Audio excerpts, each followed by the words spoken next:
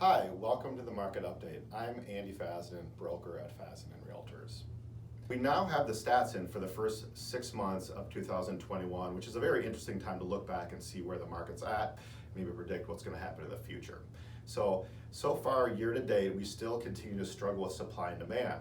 But what I mean by that is how we measure supply is pending sales. Pending sales year to date is up 11.2% over last year. Meanwhile, on the supply side, new listings year to date are only up 2.5%. So that's caused some friction between supply and demand. And the way we measure supply versus demand is something called month supply of homes for sale, which factors in both supply and demand. That figure has diminished 47.6% over last year. So there's only 1.1 month supply available, which again is a huge drop from last year and really makes it difficult for buyers.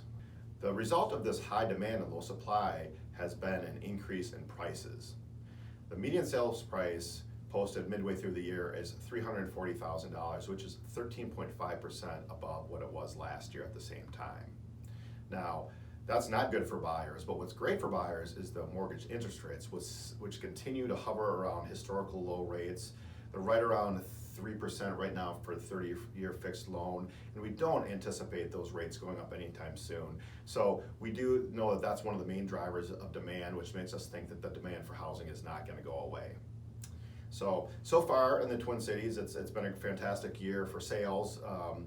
One thing I've noticed recently in the headlines is there's been a lot of talk about a slowdown or a crash or a bubble or however people want to say it. And I will say this, annually we usually do slow down in July a little bit.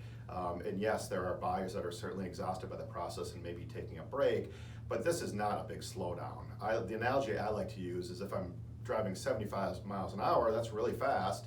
And if I slow down to 65 miles an hour, that's still pretty darn fast. In fact, I might even be speeding at 65 miles an hour. But yes, is it a slowdown? Yes. Is it slow? No. The market is still very, very fast in the Twin Cities.